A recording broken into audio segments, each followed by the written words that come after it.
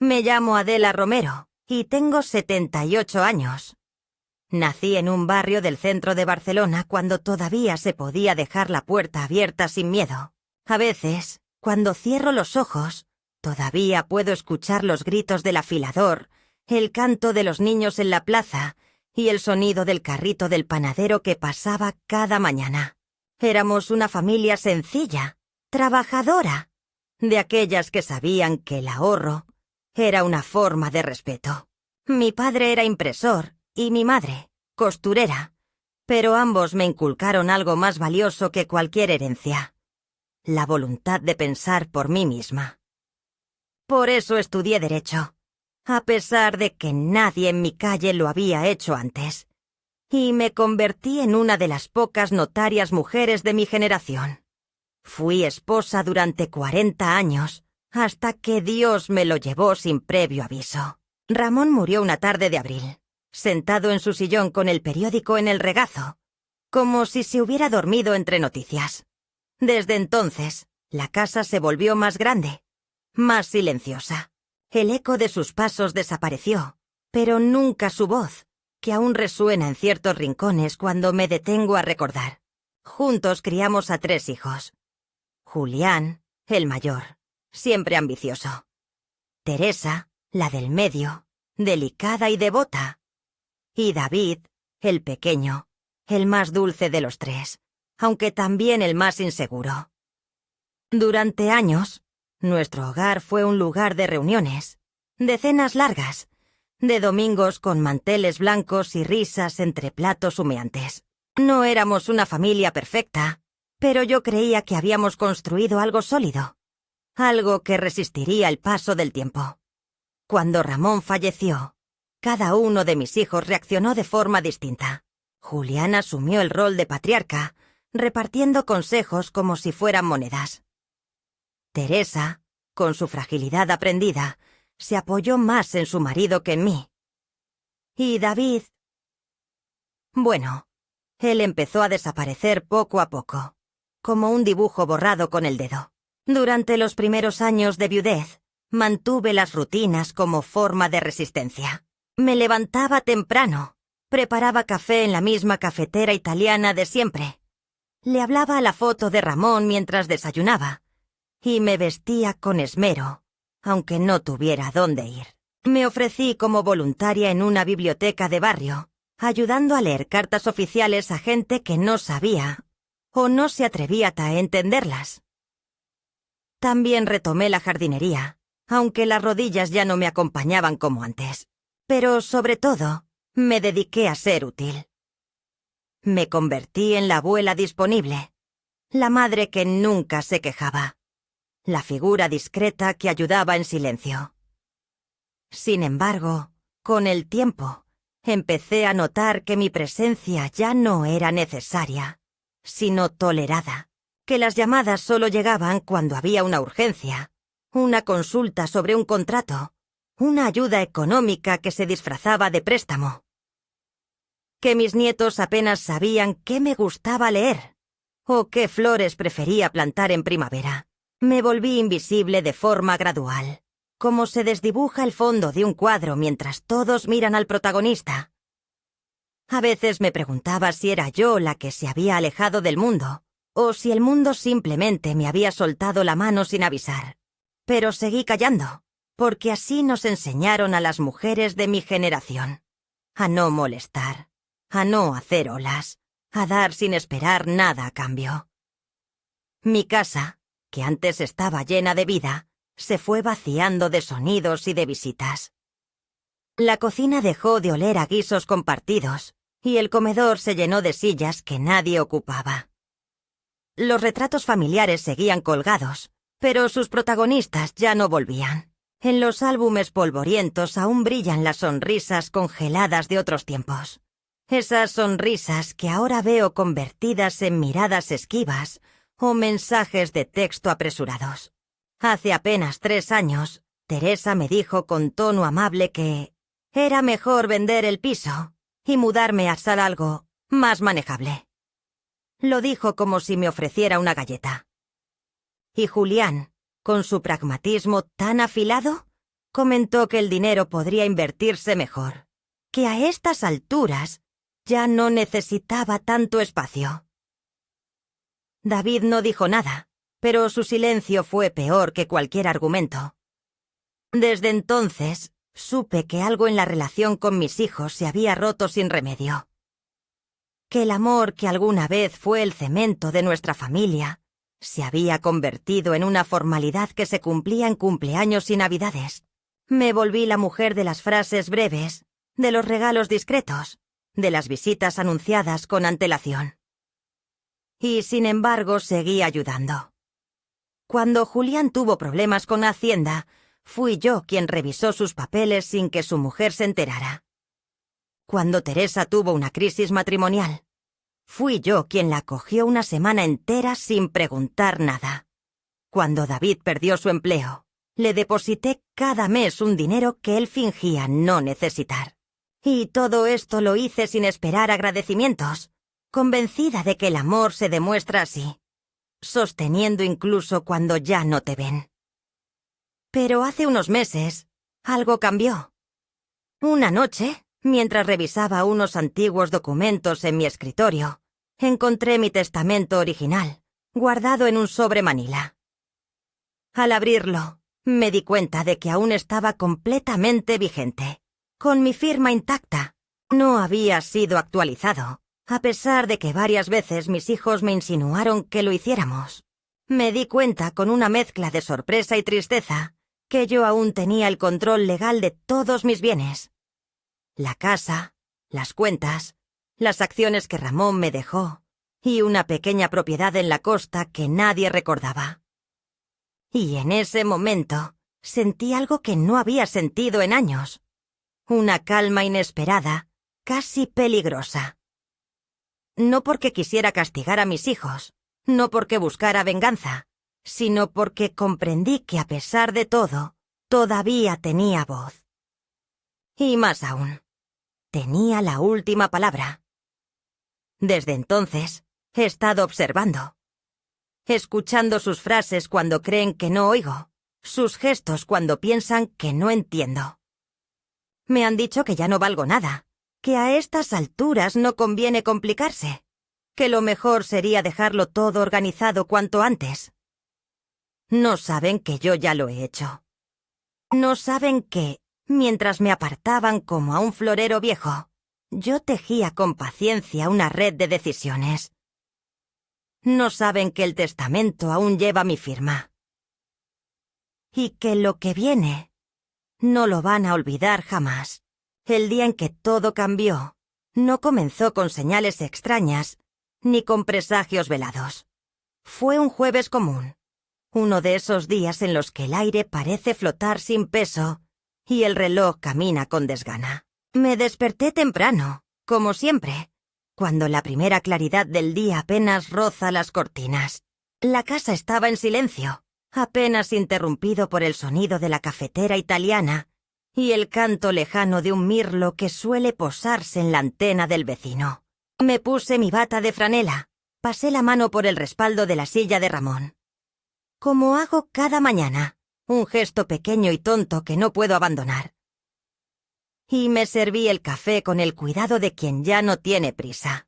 Mientras desayunaba, revisé por enésima vez la lista de compras y anoté en la libreta las pastillas que me tocaba reponer. A media mañana, recibí una llamada de Julián, mi hijo mayor. Me sorprendió, porque normalmente solo llama cuando necesita algo o cuando su esposa le recuerda que debe acordarse de su madre. Esta vez su tono era casi cálido, incluso entusiasta. Me invitaba a una comida en familia. Decía que querían conversar sobre cosas importantes, que sería bonito reunirnos todos. Teresa también iría con sus hijos, y David prometía venir si no surgía algún compromiso. Acepté sin dudar, porque hacía tiempo que no nos sentábamos todos juntos alrededor de una mesa. Y aunque algo dentro de mí titubeaba, no quise prestarle atención. Cuando una madre envejece, aprende a no hacer preguntas cuando los hijos muestran entusiasmo. Se acepta la ilusión sin examinarla. Pasé esa tarde limpiando un poco la casa, cambiando las sábanas del cuarto de invitados, por si David decidía quedarse a dormir, y sacando el mejor mantel del armario. No sabía si vendrían aquí o si sería en casa de alguno de ellos. Pero la costumbre de anticiparme a todo es difícil de erradicar. Al día siguiente, al mediodía, me recogió Teresa en su coche. Apenas me dejó tiempo para abotonarme la chaqueta. Estaba nerviosa, más de lo habitual, y no paraba de revisar el móvil mientras conducía. Cuando le pregunté qué celebrábamos, se limitó a sonreír y decir que ya lo vería. «Es algo que pensamos entre todos», añadió con una dulzura forzada que no le reconocí. Miraba la carretera con demasiada intensidad, como si evitara mi mirada. Al llegar a casa de Julián, me sorprendió ver tantos coches estacionados en la entrada. Pensé que quizá era una reunión más grande de lo que había imaginado. Tal vez incluso una sorpresa. Al entrar, me recibió una atmósfera tensa, como de hospital recién desinfectado. La mesa del comedor estaba puesta, sí, con vajilla fina y copas brillantes, pero el ambiente tenía esa rigidez que solo se percibe cuando todos saben algo que tú no sabes. Me besaron en la mejilla como a una visita lejana, con afecto calculado, y me guiaron a un sillón junto a la ventana. Allí me sentaron, como a una abuela de escaparate, y comenzaron a traer bandejas y bebidas sin dejarme levantarme siquiera y ayudar. Teresa colocó una manta sobre mis piernas sin preguntarme si tenía frío. David me saludó con un apretón de manos, nada más. Entonces apareció Julián con una carpeta bajo el brazo, esa carpeta gris que solía usar en sus años universitarios para guardar trabajos importantes. La colocó sobre la mesa de centro y se aclaró la garganta. Su voz era firme, como si estuviera dando un discurso empresarial. Dijo que todos habían estado hablando últimamente sobre el futuro y que creían que ya era momento de organizar ciertos temas. Me miró con una expresión que mezclaba condescendencia y pena, y continuó diciendo que, debido a mi edad, era mejor comenzar a delegar algunas decisiones importantes para evitar problemas más adelante. Teresa sentía con la cabeza, mientras David evitaba mis ojos, observando el suelo como un niño atrapado en una mentira. No entendía del todo qué estaban proponiendo, hasta que Julián abrió la carpeta y me mostró un documento. Era una autorización para que ellos pudieran manejar mis bienes en caso de que yo ya no estuviera en plena posesión de mis capacidades cognitivas. Habían incluido una evaluación médica del doctor Basté, el mismo que me vio una vez por una gripe y al que no consultaba desde hacía años, donde sugería una posible pérdida de memoria a corto plazo. Todo estaba redactado con lenguaje técnico, pero la intención era clara. Querían control. Querían decidir sobre mis propiedades, mis cuentas, mi vida.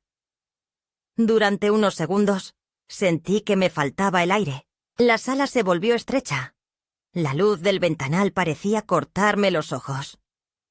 Teresa me hablaba con voz baja, como si le hablaras a una niña. Me decía que no era nada grave, que era solo por seguridad, que querían protegerme. David, finalmente, balbució algo sobre la carga administrativa que podía llegar a ser para mí. Nadie mencionó que esa carga eran mis propias decisiones. Nadie preguntó si yo aún quería vivir en mi casa, si deseaba seguir administrando mis cosas, si me sentía capaz. Asumieron, como quien cierra una puerta sin mirar atrás, que yo ya no contaba. Entonces sucedió lo peor. En un momento de la conversación, mientras trataba de entender cada párrafo del documento que me colocaban frente a los ojos, Julián dijo algo que jamás olvidaré. Con voz tranquila, con ese tono que usa para dar malas noticias sin que parezcan malas, murmuró: «Mamá, ya no puedes estar manejando cosas sola. Es que, sinceramente, ya no vales lo mismo que antes». Esa frase, que tal vez él dijo sin pensar, cayó como un cuchillo afilado en mi pecho. No gritó, no se burló, pero la crueldad de sus palabras fue tan devastadora precisamente por eso, porque vinieron envueltas en una supuesta preocupación, disfrazadas de afecto. Me quedé en silencio. No lloré.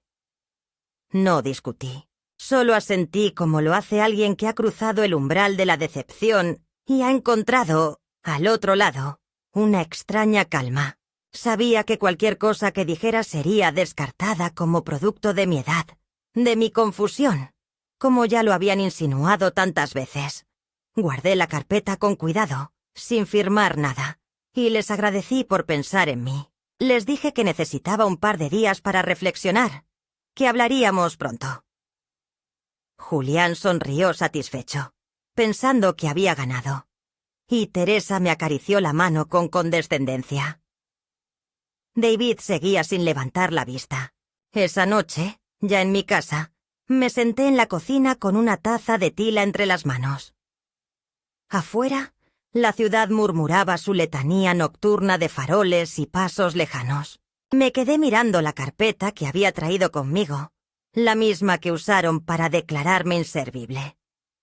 Y comprendí, de una vez por todas, que mis hijos no me veían como su madre, ni como la mujer que los había criado, sostenido y defendido. Me veían como un trámite, un problema por resolver, un obstáculo en el camino de sus propias vidas. Pero lo que no sabían, lo que jamás imaginaron, es que yo ya me había adelantado, que el testamento aún llevaba mi firma, que ellos habían dado por hecho que lo controlaban todo, pero aún ignoraban el poder del silencio, de la paciencia y de una memoria intacta. Y esa fue la última vez que dudé de lo que tenía que hacer. La mañana siguiente amaneció clara pero fría, como si el mundo supiera que algo se había roto la noche anterior. Me levanté más tarde de lo habitual y no encendí la radio. Ni siquiera abrí las persianas del salón. La casa, que solía llenarse con la música suave de la emisora clásica o con los pasos de Ramón cuando aún estaba vivo, permanecía en silencio. Un silencio que no era paz, sino un vacío denso, como si la traición aún flotara en el aire, mezclándose con el polvo de los muebles y los ecos lejanos de las voces de mis hijos, que aún resonaban entre las paredes. Me senté en la cocina, con la misma taza de loza azul que había usado durante años, y dejé que el té se enfriara entre mis manos. No tenía hambre, no tenía prisa. Solo una extraña lucidez que no recordaba haber sentido desde que firmé mi último contrato profesional como notaria. Mientras observaba las motas de polvo que flotaban en la luz oblicua del ventanal, algo en mi interior se reordenaba. No fue rabia lo que sentí, ni siquiera tristeza. Fue una firmeza silenciosa, una certeza que se clavó en el centro de mi pecho como una estaca. Había llegado el momento de dejar de callar, de dejar de esperar que el amor viniera a buscarme por la vía de los recuerdos compartidos o de la sangre. Mis hijos habían tomado una decisión, y yo también tomaría la mía. La diferencia era que ellos creían tener el control, mientras que yo había cultivado el arte de la previsión en silencio, como una jardinera que conoce cada raíz de su tierra. Caminé despacio hasta el despacho, ese cuarto pequeño al fondo del pasillo que una vez fue habitación de juegos de mis hijos y que, con los años, se convirtió en mi santuario de papeles, libros y carpetas. Me senté frente al escritorio de roble que aún olía a cera, abrí el cajón inferior y saqué una caja metálica donde guardaba mis documentos importantes. Allí estaban. El testamento original, firmado y sellado por mí misma hace más de una década. Los títulos de propiedad de esta casa, de la finca en la costa que nadie recordaba, las escrituras de las acciones que Ramón y yo habíamos acumulado con disciplina y paciencia. Junto a todo eso, también estaba la carpeta que me habían dado el día anterior, Con la evaluación médica fraudulenta y la autorización de poderes que pretendían que firmara sin leer, fui sacando uno por uno los documentos, revisándolos con la misma meticulosidad que usaba en mis años de ejercicio profesional. Nada me sorprendió. Todo estaba tal y como lo había dejado, porque yo nunca confié del todo en la idea de que el cariño familiar fuera garantía de protección. Esa desconfianza me había salvado más de una vez en la vida, y ahora volvía como un escudo antiguo, empolvado, pero eficaz. Me puse las gafas, encendí la lámpara de escritorio y llamé a Marta Esteban, mi abogada desde hace casi 15 años. Una mujer seria, con voz grave y mirada sin adornos. Nos habíamos conocido cuando tramité una donación anónima para una fundación de mujeres viudas, y desde entonces mantuvimos un vínculo cordial pero firme. Cuando Marta contestó el teléfono y escuchó mi tono, supo de inmediato que no se trataba de una llamada social. Le pedí una reunión urgente en su despacho. No quise hablar más por teléfono. Me vestí con mi mejor abrigo, ese de lana gris que compré en las rebajas de hace 5 inviernos, y caminé hasta la parada del autobús como si nada fuera distinto. Pero lo era. Esa mañana, cada paso que daba era una afirmación. Llegué al despacho de Marta poco antes del mediodía. Me recibió sin sonreír, como siempre, pero sus ojos se suavizaron al verme. Me ofreció café, que rechacé, y comenzamos a trabajar. Durante casi 2 horas le mostré todos mis documentos, le expliqué lo sucedido, le detallé palabra por palabra lo que mis hijos habían dicho, cómo me habían presentado aquel documento para firmar, y cómo habían justificado su decisión con una supuesta incapacidad mental de mi parte. Marta escuchó sin interrumpir, anotando en su libreta con su caligrafía pequeña y precisa. Al final, levantó la vista y me dijo con tono firme: «Vamos a adelantarnos, Adela. Vamos a proteger cada centímetro de tu legado. Y vamos a dejar constancia para que no puedan volver a cuestionarte sin consecuencias». Sentí por primera vez en mucho tiempo que alguien me miraba como una mujer completa y no como una figura decorativa que debía ser empujada hacia la sombra. En los días siguientes, Marta y yo iniciamos un proceso silencioso, pero meticuloso. Actualizamos el testamento con una cláusula de blindaje. Transferimos una parte de los bienes a una fundación que yo misma creé con su ayuda. Una fundación para mujeres mayores, víctimas de despojo económico y familiar. Y redactamos un documento de 160 voluntad anticipada que dejaba claro, en términos jurídicos inapelables, que ninguna decisión sobre mi vida o mis bienes podría tomarse sin mi firma expresa. Todo fue inscrito legalmente, con notario independiente y testigos válidos. También registramos la propiedad de la Casa de la Playa a nombre de dicha fundación, con usufructo vitalicio para mí. Lo mismo hicimos con las acciones y cuentas bancarias. Se establecieron cláusulas de bloqueo y herencia condicionada. Mientras tanto, mis hijos seguían enviando mensajes de cortesía, fingiendo interés por mi bienestar. David fue el único que vino a visitarme en persona. Llegó una tarde con una tarta comprada, se sentó en el sofá con expresión incómoda, y me dijo que había estado pensando mucho en lo que hablamos. No pidió disculpas, pero su lenguaje corporal sí lo hizo. Sin embargo, no quise abordarlo. Aún no. Todavía no era el momento. Lo observé con atención mientras hablaba de trivialidades, de su nuevo proyecto, de lo cansado que estaba, de lo difícil que era todo ahora con la inflación. Asentí. Le ofrecí café y me limité a escuchar. Cuando se fue, dejé la tarta en la encimera y regresé al escritorio para continuar firmando los últimos papeles que Marta me había enviado. Una semana después, Teresa me llamó para preguntarme si ya había revisado el documento que me dejaron. Le respondí que sí, que lo había leído con detenimiento y que por supuesto no iba a afirmar nada. Su silencio del otro lado de la línea fue más elocuente que cualquier palabra.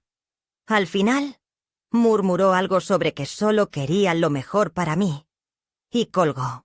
Esa noche, mientras tejía frente al televisor apagado, sentí que el tiempo volvía a estar de mi lado.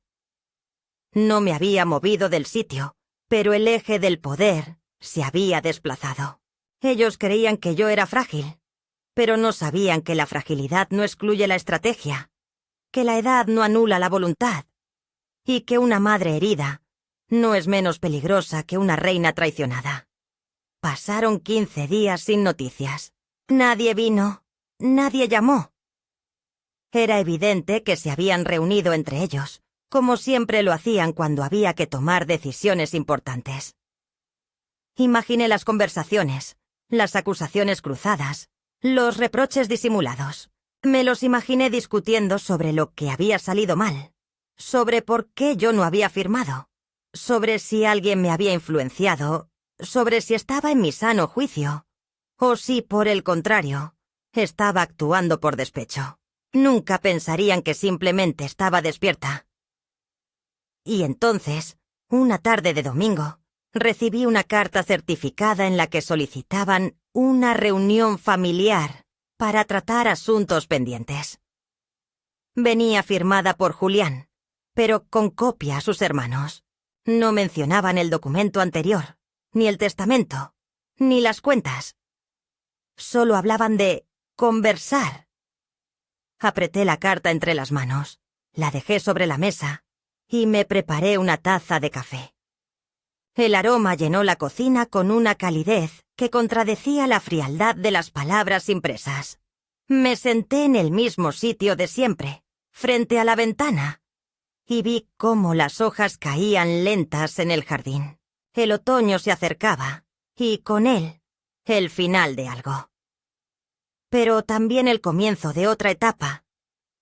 Ya no tenía miedo, ni siquiera resentimiento. Lo que sentía era una serenidad feroz, la misma que debe sentir un alfarero cuando rompe con decisión la pieza defectuosa para comenzar de nuevo. Aquel intento de anularme, de vaciarme de valor con una firma forzada, no había hecho más que devolverme el centro de mi propio relato. Porque en ese relato, yo ya no era una figura de fondo, ni una sombra en la esquina de la historia de otros. Volvía a ser protagonista. Y si el mundo quería empujarme hacia el rincón de las cosas viejas, les demostraría que algunas cosas viejas son también las más resistentes, las más sabias, las más peligrosas cuando se subestiman. El día acordado para la reunión llegó con una puntualidad casi ritual. Era un martes de cielo grisáceo, uno de esos días que parecen hechos de ceniza y silencio. Me vestí con calma, escogiendo con cuidado una blusa marfil de lino que tenía guardada para ocasiones que requerían una cierta presencia. No elegí joyas, solo mi anillo de bodas. Ese que nunca me quité desde que Ramón me lo puso en la mano, una tarde cálida de septiembre. Y un reloj antiguo que aún marcaba la hora con dignidad. Me recogí el cabello en un moño bajo. Me puse perfume. Y revisé por última vez la carpeta de documentos que llevaba conmigo, bien ordenada dentro de un maletín de cuero. No era casualidad que todo eso me recordara mis días como profesional. Estaba volviendo a ese espacio interno donde me sabía íntegra, lúcida y firme. No como madre, ni como abuela, ni como anciana. Como Adela Romero. Llegué a la casa de Julián a las 5 en punto. Me abrió la puerta Teresa, nerviosa, con el ceño fruncido y los labios pintados con más esmero del habitual. Me besó la mejilla con prisa y me guió al salón, donde estaban ya Julián y David. Habían dispuesto la sala como si se tratara de una mediación improvisada. Sofá para 3, una mesa baja con agua y tazas de café, y una silla individual frente a ellos. La silla que, por supuesto, me estaba destinada. Me senté sin decir palabra. Observé sus rostros, sus posturas. Julián tenía la espalda recta, las manos cruzadas sobre las rodillas. Teresa, inquieta, se pasaba los dedos por el cuello de la blusa como si ésta la asfixiara. David miraba al suelo, con las piernas cruzadas y una expresión de abatimiento que ya no se esforzaba en disimular. Durante un instante, nadie habló. Y luego, como si hubieran ensayado, Julián tomó la palabra con ese tono suyo, tan racional, tan cargado de una autoridad que nadie le otorgó pero que él asumió como natural. «Mamá», dijo, «sabemos que no fue correcto todo lo que pasó la otra vez. Quizás lo dijimos mal. Quizás no supimos explicarnos. Pero estamos preocupados. Has estado actuando de forma diferente. Más reservada, más...» Buscó la palabra con cuidado. «Desconectada. No queremos que sientas que no te valoramos, pero creemos que sería bueno organizar ciertas cosas. Solo por seguridad. Y porque te queremos», añadió Teresa, como quien cumple un papel que no le entusiasma. «Lo hacemos por ti». No respondí de inmediato. Abrí el maletín, saqué una carpeta beige y la coloqué con suavidad sobre la mesa baja. Me tomé mi tiempo. Observé cómo los ojos de Julián se clavaban en el objeto como si fuera una amenaza. Teresa frunció el ceño. David seguía callado, aunque levantó la vista. Deslicé la carpeta hacia el centro de la mesa. «Yo también he estado organizando algunas cosas», dije con voz firme, sin agresividad, sin teatralidad. «Y quiero que sepan exactamente cómo están ahora las cosas, para que no haya dudas, ni malentendidos». Abrí la carpeta y comencé a hablar. Les expliqué, con el tono pausado de quien dicta un testamento en una sala notarial, que había actualizado mi última voluntad, que había fundado una organización de apoyo a mujeres mayores en riesgo de exclusión familiar, y que una parte significativa de mis bienes había sido transferida legalmente a esa entidad. Les informé que la Casa de la Costa ya no figuraba a mi nombre directo, sino bajo protección fundacional, que mis cuentas tenían cláusulas de autorización doble y que mi abogado, Marta, estaba plenamente informado y con poder para intervenir en caso de que alguien intentara revertir los movimientos. Teresa se quedó inmóvil. Julián se inclinó hacia adelante. «¿Qué estás diciendo?», preguntó, perdiendo el tono controlado. «¿Que nos has dejado fuera de todo?». «No», respondí. «Estoy diciendo que el testamento se ha modificado.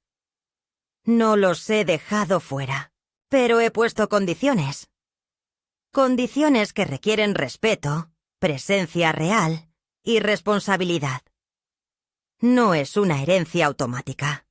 Es una responsabilidad. Si no están dispuestos a ti a asumirla, hay instituciones que sí lo están».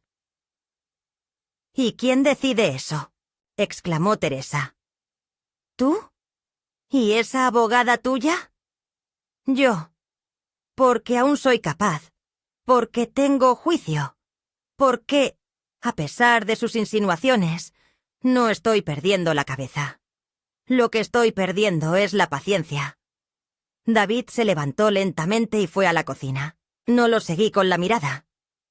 Julián tenía la cara tensa, los labios apretados. Teresa rompió a llorar.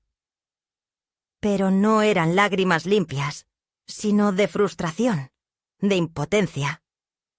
De alguien que acaba de darse cuenta de que ha calculado mal. «Esto no es justo, mamá», dijo Julián al fin. «Esto es un castigo». «No, esto es justicia. Y protección. Algo que ustedes olvidaron cuando se sentaron frente a mí con un documento de incapacitación y un falso diagnóstico. Por un instante, el silencio fue absoluto. Incluso Teresa dejó de sollozar. El salón se volvió un santuario de tensión contenida, de palabras no dichas y verdades finalmente expuestas. Me sentía cansada, sí, pero también increíblemente clara. Nunca había estado tan segura de una decisión. No buscaba destruirlos. Quería que entendieran. Que dejaran de tratarme como un mueble viejo que estorba. Que recordaran quién era yo antes de convertirme en la mamá. ¿Y qué esperas que hagamos ahora?, dijo Julián al fin, con voz dura. Nada. No espero. No exijo. Les he informado.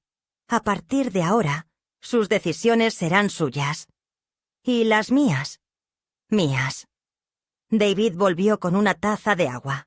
Se sentó en el borde de una silla y me miró por primera vez directamente a los ojos. ¿Podemos hablar tú y yo aparte? Asentí. Teresa no protestó. Julián tampoco. Fuimos a la galería, una sala con cristales que daba al jardín. Nos sentamos frente a frente, separados por una mesa baja de mimbre. Yo nunca quise todo esto, dijo sin rodeos. Ni el documento, ni la presión. Pero me dejé arrastrar, como siempre. No supe decir no, como tampoco supe decirte gracias. No hablé, lo dejé continuar. Tú hiciste todo, nos diste todo. Y nosotros tomamos, como si fuera un derecho, como si lo mereciéramos por existir. A veces pienso que todo esto empezó cuando papá murió, como si nos hubiéramos soltado del mástil, como si tú también te volvieras otra. Sí, dije al fin. Me volví otra, porque ya no tenía con quién compartir el timón, porque la casa se volvió más grande que yo, porque ustedes crecieron y yo me quedé donde estaba, y al quedarme me volví invisible. Pero ahora ya no.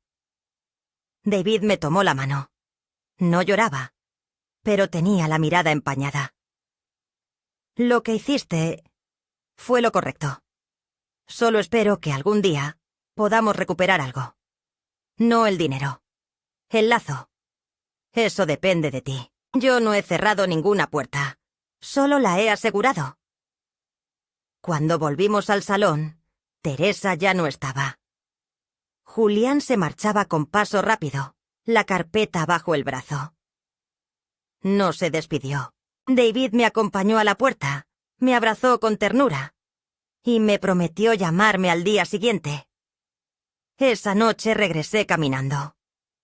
No porque no tuviera medios para tomar un taxi, sino porque necesitaba que mis pasos hablaran, que cada paso dijera: estoy viva, estoy entera y me pertenezco. La ciudad era un tapiz de luces suaves y sonidos lejanos. Entré en casa, me quité los zapatos, encendí una lámpara y serví una copa de vino. Me senté en el sillón de Ramón y por primera vez en mucho tiempo sentí que el espacio me contenía sin asfixiarme. Estaba sola. Pero era una soledad luminosa, habitada por la certeza de haber recuperado mi nombre. No tenía idea de lo que vendría después. Pero eso ya no importaba, porque había recuperado el eje de mi historia. Y mientras el mundo giraba afuera, yo respiraba dentro de mí con una tranquilidad feroz, sabiendo que por fin había hecho lo que debía. Las semanas siguientes transcurrieron con una calma superficial, de esas que preceden a las tormentas más estructurales. La primera señal de que mi decisión había calado más hondo de lo que mis hijos querían admitir fue el silencio sostenido. Teresa no volvió a llamar. Julián tampoco. David me escribía algún mensaje breve, como un hilo frágil de cordura entre tanta distancia emocional. Pero incluso él parecía tener dificultades para mantenerse firme en ese intento de recuperación. El aislamiento no era nuevo para mí. Las madres envejecidas de mi generación aprendimos a vivir con menos, a esperar poco, a digerir ausencias sin convertirlas en tragedias. Pero esta vez el silencio no dolía como antes. Ahora era una respuesta a mi firmeza. Era una consecuencia, y por tanto, llevaba mi firma también. Una mañana de lunes, mientras regaba las macetas del balcón, vi a Teresa bajarse apresuradamente de un taxi frente a mi edificio. Llevaba gafas de sol oscuras, un abrigo demasiado grueso para el clima, y un sobre grande bajo el brazo. No subió enseguida. Caminó de un lado a otro por la acera, como si necesitara convencerse de que quería estar allí. Finalmente, entró al portal, y unos minutos después, sonó el timbre de mi piso. Le abrí sin decir nada. Cuando abrió la puerta, no sonrió. Se quitó las gafas con un gesto casi dramático, y durante unos segundos no dijo palabra. Se quedó de pie, rígida, como si mi hogar fuera un territorio hostil. ¿Puedo pasar?, preguntó al fin. Asentí y le señalé el sillón del salón. Se sentó con torpeza, sin dejar el sobre. Yo fui a la cocina a preparar café, más por necesidad de movimiento que por cortesía. Mientras servía el agua, podía sentir su incomodidad a través de las paredes. Cuando regresé, colocó el sobre la mesa de centro con un golpe seco. «Esto es una notificación legal», dijo con voz tensa. «Julián está considerando impugnar el testamento. Dice que has sido influenciada, que no estás en pleno uso de tus facultades, que alguien te está manipulando». Tomé el sobre, pero no lo abrí. Lo dejé allí, sobre la mesa, como se deja un objeto sin valor al que no se quiere dar protagonismo. Teresa me miraba como si esperara una explosión, una reacción que le confirmara sus temores, pero yo solo suspiré. «¿Y tú qué opinas?», pregunté. Ella bajó la vista. Se frotó las manos. «Yo... no sé. Me siento atrapada. No pensé que llegaríamos a esto. Julián está fuera de sí. Dice que lo has humillado, que toda su vida ha trabajado por la familia y que ahora tú lo castigas. ¿Y tú? ¿No firmaste también ese papel de incapacitación?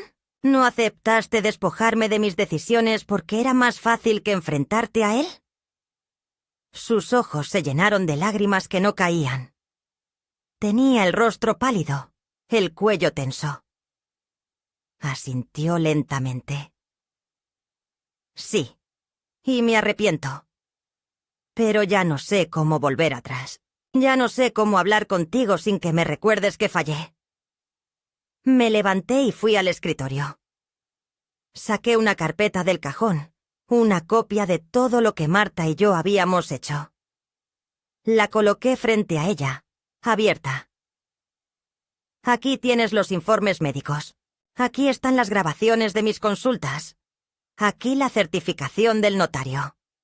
Aquí el acta de mi plena lucidez mental.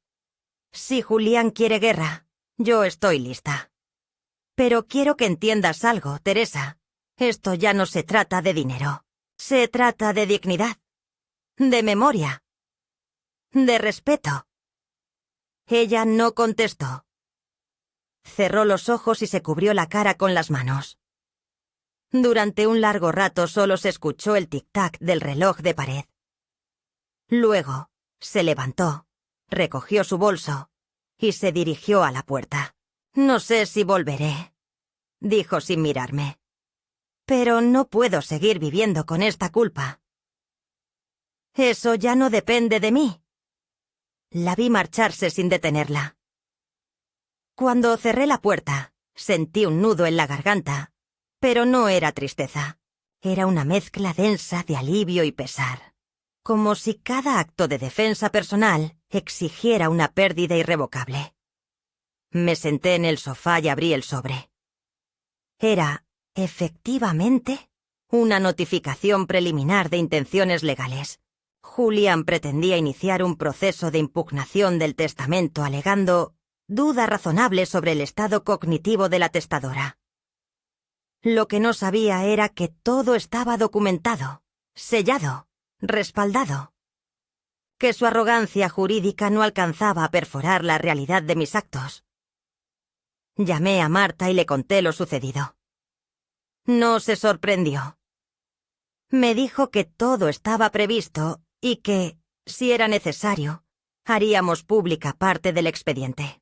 También me sugirió que considerara un movimiento preventivo, una rueda de prensa con la fundación, una declaración testimonial grabada, incluso una carta abierta.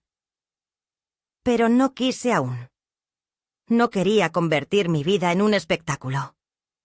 Aún creía, ingenuamente quizá, que había algo de decencia recuperable. El siguiente ataque vino desde otro frente. Un artículo en un periódico digital de poca monta comenzó a circular con un titular sensacionalista. Exnotaria entrega su herencia a extraños, abandonando a sus hijos. En el cuerpo del texto se insinuaban enfermedades mentales, manipulaciones externas, y se citaban supuestas fuentes, familiares preocupadas. Era una nota menor, sí, pero bastó para que algunas vecinas me miraran de otra manera en el mercado, para que una antigua colega me escribiera un mensaje ambiguo. No había firma, pero el estilo, las palabras, todo apuntaba a Julián. Llamé a Marta de nuevo. Ella contactó a su colega especialista en Derecho Digital. Iniciaron una investigación. En menos de una semana, supieron que el autor del artículo era un conocido de Julián, vinculado a una agencia de comunicación que asesoraba a su empresa. No hice nada público. Aún no, pero me guardé esa información, como un arma que espera su momento. Una noche, ya cerca del aniversario de la muerte de Ramón, David vino a verme. Traía una caja con fotografías antiguas que había encontrado en su trastero. Se sentó conmigo en el suelo del salón y comenzamos a repasarlas. Allí estábamos todos, más jóvenes, más ingenuos. Julián en su graduación, Teresa en su primer recital, David disfrazado de conejo una Pascua olvidada, Ramón y yo en la playa, tomados de la mano. Me vi a mí misma con otros ojos, con la perspectiva del tiempo. Fui una madre que amó hasta el desgaste. Una esposa que acompañó sin condiciones. Una mujer que renunció a sí misma creyendo que así construía un legado. Y quizá no me equivoqué. Solo que el legado no era el que ellos esperaban. No eran los bienes, las propiedades, los ahorros. Era esta dignidad que ahora defendía con uñas y memoria. David lloró esa noche. No de tristeza, sino de comprensión. «Ellos no te conocen», dijo. «Te miran y no te ven». «¿Y tú, me ves?» «Sí, y quiero aprender. Quiero quedarme cerca». Le acaricié el cabello como cuando era niño. Pensé en todo lo que se había perdido, pero también en lo que aún podía salvarse. Al día siguiente, Marta me llamó con noticias. Julián había retirado la intención de demanda. El abogado que había contratado le informó que perdería, que las pruebas eran contundentes, que de seguir adelante quedaría expuesto. Marta rió con una ironía que rara vez mostraba. «Se le acabaron las cartas, pero yo aún tengo algunas», le respondí. Y era cierto. Aún tenía la palabra, la voluntad, la historia. No sabía qué vendría después, pero ya no temía, porque había aprendido que incluso cuando te creen vencida, aún puedes escribir el final. Fue una mañana de cielo plomizo, de esas que tiñen el mundo de gris antes de que la lluvia decida caer. No había pasado mucho desde el intento fallido de impugnación de Julián, pero algo en el aire anunciaba que no todo estaba resuelto. Yo seguía con mi vida, ajustada a la serenidad de quien ha tomado una decisión sin retorno.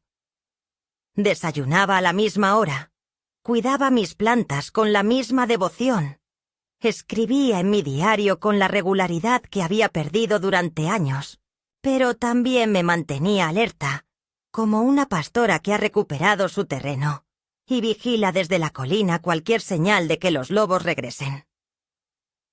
Por eso no me sorprendió recibir aquella llamada. David me avisó con tono nervioso. Julián y Teresa venían a verme. No pidió permiso. Me informó. Pero su voz temblaba al final, como si presintiera que el encuentro no sería cordial.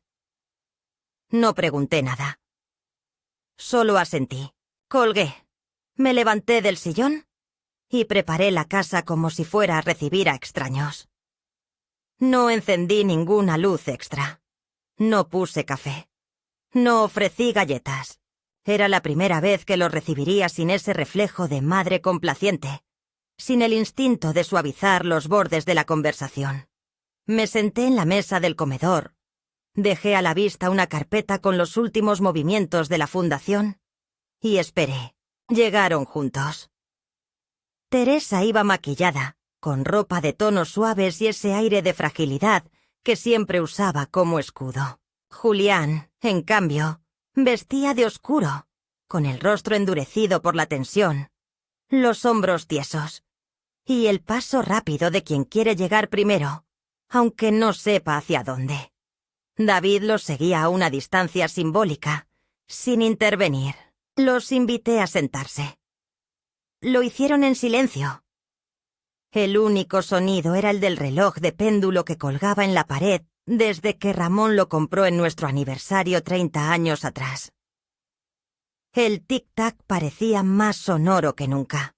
«Gracias por recibirnos», dijo Teresa, sin mirarme directamente. «No necesitaban agradecer», respondí. «No han venido por cortesía». Julián se inclinó hacia adelante, apoyando los codos sobre la mesa. Su voz era medida, controlada, pero el temblor en sus dedos lo traicionaba. «Madre, no venimos a discutir. Venimos a encontrar una solución. Esto se ha vuelto insostenible. Los rumores, las preguntas en la familia, los problemas en el trabajo. La gente pregunta por ti, por lo que hiciste. ¿Por qué nos dejaste fuera?» ¿Fuera de qué? «De todo», intervino Teresa con un tono más dolido que enojado. «Nos has apartado, has cambiado el testamento, nos has expuesto, has creado una fundación en lugar de confiar en nosotros. ¿Qué esperas que pensemos?» Esperaba que entendieran que esto no se trata de ustedes. Se trata de mí. De mi vida. De lo que me pertenece. Y de lo que me quitaron durante años con sonrisas y omisiones. Julián se irguió, exasperado. «Nos diste todo durante décadas. ¿Y ahora nos lo reprochas? ¿Ahora dices que fue un robo?» «No. Lo di porque quise. Pero dar no significa renunciar a la dignidad. Y ustedes confundieron generosidad con obligación. Gratitud con servidumbre. Pensaron que yo era una fuente inagotable, y cuando creyeron que ya no servía, intentaron desactivarme como se desactiva una alarma vieja». El silencio cayó como una losa. Teresa se llevó una mano al pecho. Julián apretó los labios. David observaba en silencio, con una mezcla de respeto y tristeza. «Queremos», intentó decir Teresa. «Queremos arreglar esto. Recuperar algo». «¿El dinero?» «No», intervino Julián, rápido. «Lo que queda. La familia». Reí sin alegría. La familia no se hereda, se construye. Día a día. Y la destruyeron con cada decisión que tomaron sin mí. con cada vez que me trataron como un estorbo, con cada vez que pensaron que el afecto podía sustituirse con una transferencia bancaria. Teresa rompió a llorar. Esta vez las lágrimas eran reales. Pero no me moví. No la consolé, porque esas lágrimas llegaban tarde, porque una disculpa sin comprensión es solo otro intento de manipulación emocional. «¿Qué quieres que hagamos?», preguntó Julián al fin. «¿Qué necesitas?». «Nada. Ya lo hice todo. Ya firmé, ya alegué, ya tracé la línea. No hay marcha atrás. Pero pueden empezar por reconocer lo que hicieron, por dejar de mentir, por respetar mis decisiones. Eso sí pueden hacerlo, aunque no les dé dividendos». Se quedaron sentados, desarmados. Por primera vez, comprendieron que no había posibilidad de retroceder, que la madre dócil que conocían ya no existía, que yo había renacido en silencio, con cada documento firmado, con cada línea escrita en mi diario, con cada acto de autonomía. Me levanté. Tomé la carpeta de la mesa y la llevé de vuelta al escritorio. La puerta está abierta para visitarme, para compartir un café, para recordar a papá. Pero no está abierta para renegociar lo que ya no les pertenece. Acepten eso, y quizá podamos empezar de nuevo. Desde otro lugar. Uno más limpio. Julián se levantó sin decir palabra. Teresa se quedó unos segundos más. Me miró como si viera a otra persona, y quizás era cierto. Ya no era la mujer que solía ceder ante cualquier gesto de cariño. Ahora era otra. Más sola, sí, pero también más dueña de mí. David me abrazó al final, lento, firme, y con una ternura nueva. «Estoy contigo», susurró. Esa noche dormí profundamente. No soñé con nada. Y al despertar, supe que algo en mí se había consolidado para siempre. El amor, entendí, no se suplica, ni se mendiga. Y si se pierde por decir la verdad, entonces nunca fue amor, sino dependencia disfrazada. Han pasado 6 meses desde aquella última reunión. La vida, con su modo discreto de girar, ha retomado su ritmo con una quietud que ya no me incomoda. Mis días comienzan temprano, como siempre, con el primer rayo de luz entrando por la cortina del salón. Me levanto sin apuro. Preparo café en la misma cafetera italiana que me había acompañado durante años, y me siento a mirar el balcón mientras la ciudad despierta. Hay algo profundamente reparador en estos gestos pequeños, en la repetición serena de lo cotidiano cuando ya no se espera que nadie toque la puerta con exigencias o reproches. La casa, que antes me parecía demasiado grande para una sola vida, ahora me abraza con otra textura. No la siento vacía, la siento mía. Los domingos suelo ir a la biblioteca del barrio. Me ofrecí como voluntaria para leer en voz alta a personas mayores, con problemas de visión. Algunos vienen solo por escuchar una voz cálida, otros por nostalgia, otros para no sentir que el domingo es tan largo. Me preparo cada lectura como si fuera una pequeña ceremonia. Selecciono cuentos, crónicas, fragmentos de libros de viajes, a veces algo de poesía. Me siento frente a ellos, les doy la bienvenida por su nombre, y leo sin prisa, dejando que las palabras floten en el aire como hojas. Me escuchan con atención, y yo me escucho también. A través de esas páginas compartidas, me reconecto con la mujer que siempre fui, aquella que amaba la claridad de un argumento, la cadencia de una frase bien construida, el silencio respetuoso que sigue a una verdad dicha en voz baja. De mis hijos, solo David ha mantenido una presencia constante. Viene cada martes a cenar. Trae vino o postre, me cuenta de su semana. Me ayuda con la compra pesada. No hablamos mucho del pasado, Nos dedicamos más a compartir el presente. A veces me pide consejos, otras veces se queda en silencio, mirando el mantel con los dedos entrelazados. Yo lo dejo ser. No intento rescatar al niño que fue ni reprocharle al hombre que es. Solo lo acompaño, y eso parece bastar. Teresa me llamó una vez. Me dijo que había empezado terapia, que necesitaba entender muchas cosas. Me habló con una voz distinta, más desnuda, más honesta. No pedí explicaciones. Le dije que me alegraba. No volvió a llamar. No insisto. Cada quien tiene su ritmo, y hay heridas que necesitan silencio para cicatrizar. De Julián no he sabido más. Su nombre ha dejado de ser una herida. Es ahora una página pasada.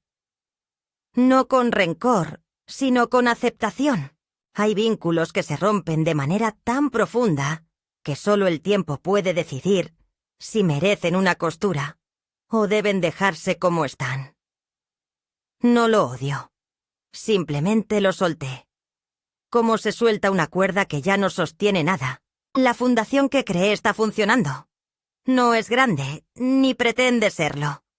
Pero cada semana atendemos a mujeres que, como yo, fueron despojadas por sus propias familias. Algunas llegan con papeles arrugados y miradas tristes, otras sin papeles, pero con una dignidad que impresiona. Las escucho. Les doy café. Les ofrezco un espacio donde sus historias no son juzgadas ni minimizadas. A veces basta con eso. Ser escuchadas sin ser corregidas. El eco de esas voces me recuerda que no estoy sola, que lo vivido tiene un sentido más allá del dolor, que resistir también es un legado. Una tarde de abril, cuando el cielo tenía ese azul lavado de primavera temprana, recibí una carta. Venía sin remitente, con una caligrafía infantil.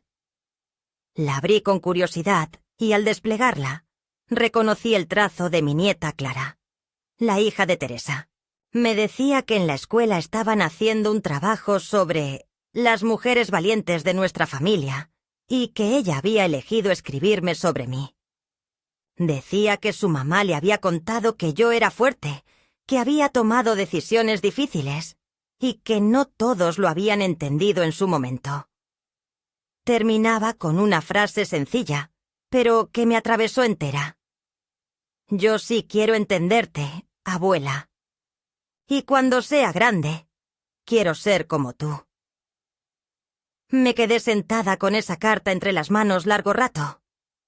Sentí que los ojos se me humedecían, pero no lloré. Era otra cosa. Era una forma de alivio, una ternura inesperada, una semilla de futuro plantada sin que yo la hubiera pedido. Pensé en Ramón, en cómo se habría reído con ese gesto, en cómo habría dicho, al final, lo que vale no se borra. Y tenía razón. He aprendido que la justicia no siempre viene en forma de disculpas ni en gestos dramáticos. A veces es una carta, una nieta que quiere escuchar, un hijo que cena contigo los martes, una mujer desconocida que encuentra en tu historia el coraje para escribir la suya. Mi herencia no está en las propiedades ni en los testamentos, está en cada vez que alguien decide que no se va a dejar borrar, que todavía tiene voz, que aunque le digan que no vale nada, aún lleva su firma en la vida que ha construido. Y esa firma, a diferencia del amor fingido, sí tiene valor.